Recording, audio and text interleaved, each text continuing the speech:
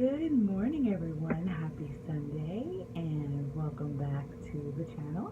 My name is Rochelle, also known to a lot of you as Keto Genesis, and I wanted to stop and give you a brief update on my week number 8 on my keto life.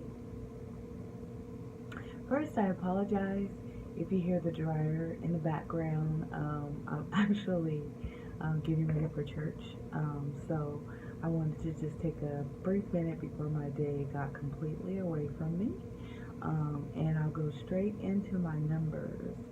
At last week, I had hit my weight loss of 24 pounds, which I am very excited about. I was hoping to move to the 25-pound milestone, but my body didn't see fit to release that weight in time for me to report that to you all. However, as of this morning, my weight loss has hit 29.6 pounds, which is a tremendous number for me. My weight loss has been kind of hit and miss the last couple of weeks, and I think part of what I attribute it to is that I was at like moderate level, not even moderate level, I was at a light level of ketosis. The way that I'm currently measuring my state of ketosis is still with the keto sticks.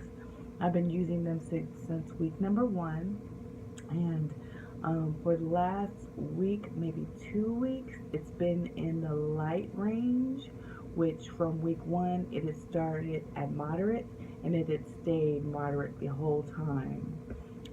As of yesterday or the day before yesterday, when I measured, it was in the higher range, which means to me is that my body is more appropriately burning the fat and creating the ketones necessary for me to be at the optimal fat burning mode. What do I attribute this difference to? I've actually been eating a little differently. I think that I had started to kind of go back into my old thinking ways where I was eating and I was hitting my macros, but I don't think that I was getting enough high quality fats. And so for the last, I hadn't had like any eggs or things of that nature. I would just eat my food that had some fat included in it. So I this week I went back to having my eggs, which for me is the perfect macro ingredient to eat. I had a couple of deviled eggs in the morning, and I make sure that I keep them boiled in the refrigerator for me for a quick snack, or when I feel like I need to get a little something extra. I love deviled eggs, so I don't even know why I just didn't have them all the time. And additionally, I went to the store and I got some avocado. I started adding more butter to the things that I had, the Kerrygold butter, which I love, and not doing as much desserts. Not that I necessarily think that desserts on keto are a hindrance for me, but I'm an analyst by nature, and so I'm just kind of looking at the trends, what's working and what's not working. Additionally, I've incorporated more physical activity into my program, starting at week number 8. Last Saturday, I took the long bike ride. I've been doing walks during my lunchtime for 30-45 minutes, which I think is kind of helping with the calorie burn. And I've also been really more conscious about making sure that I get my water consumption. So I think that all of those things combined are kind of contributing to my weight loss numbers this week. I'm super excited, so let me celebrate the 25-pound milestone. Woohoo! And I'm looking forward to hopefully in the next couple of days, perhaps a week, to hit the 30-pound mark. All of that to say that this keto life is absolutely working for me. I feel much better. I actually feel like I look better. When I look at my face in the mirror in the morning, I can see more of my cheekbones and starting to see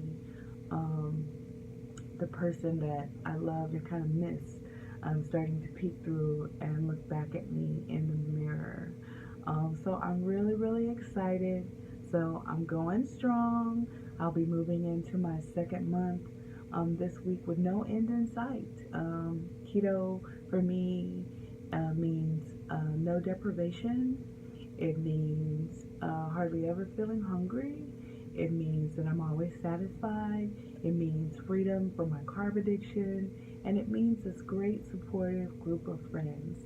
I cannot thank you enough, all of my keto friends and people that I'm connected to on Facebook, as well as now I'm following a few of you on Instagram.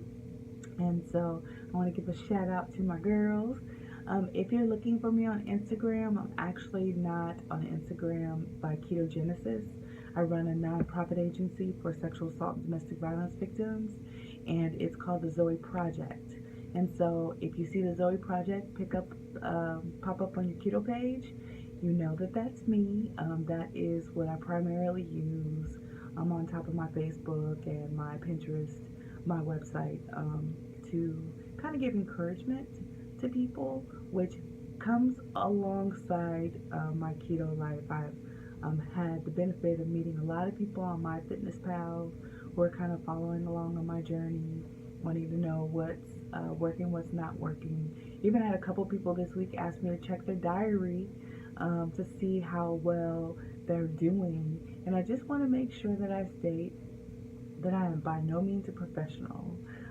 I'm just like all of you, but I'm doing my best to get educated and to read through books like Keto Clarity and following Dr. Jason Fung, and just kind of trying to figure out what's best for me. Keto for me is more of a science, and I believe that all of our bodies are different, that there is no quick thing that we can do that just instantly release all of the weight that we've kind of compounded through these years. So we just kind of have to keep working it out and figuring out what works best. And if no one has ever told you this, you are worth it. You are worth taking the time to figure out what your body responds best to, what kind of eating plan or style best contributes to you living your maximum life. For me, that's keto. It's keto all day. Being able to consume high quality fats, it's good for my skin, it's good for my hair, it's just good for me overall, and the fat keeps me satisfied so much longer than anything else. And it's funny, I had this conversation with my mom yesterday, and she was asking me, what do you think it is about this keto way of life that's just super working for you? And I told her, I said, I used to think that it was the protein that was keeping me most satisfied. When you're first coming up, people tell you that you need the carbs. And so doing the different things that I've tried through the years, I thought, you know what I noticed? When I eat protein, I'm satisfied longer.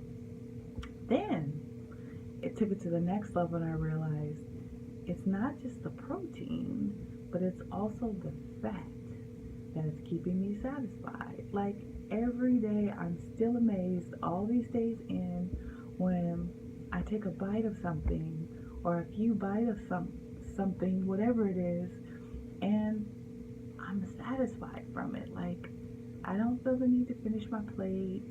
I don't feel the need to just keep going. I just feel like, you know what, this is freedom. And who cares if I don't finish everything? For me, I'm starting to eat when I'm hungry. And when I'm not hungry, I just don't eat. I just make sure that I continue to stay hydrated. I drink a lot of Earl Grey tea, not a lot, but maybe like one cup a day, perhaps, maybe even if that much. But I'm also always munching on ice and drinking water. And I feel like water is a big contributor in releasing the weight. And so I'm going to stop my ramble for now. But I just wanted to share my good news. This is good news for me to be 8 weeks in and to have released almost 30 pounds. And I'm super duper excited to have this opportunity to share it with you. I wanted to invite you again, if you haven't tried out the website, A Low Carb Life. Walker has created some new posts and some really good things going on there. My latest post about becoming fat adapted should be posted sometime today or tomorrow. So look forward to that. I look forward to seeing some of you on Facebook groups and on Instagram. You're doing a great job, and just keto on. Thank you very much for watching, and have a beautiful Sunday. Bye.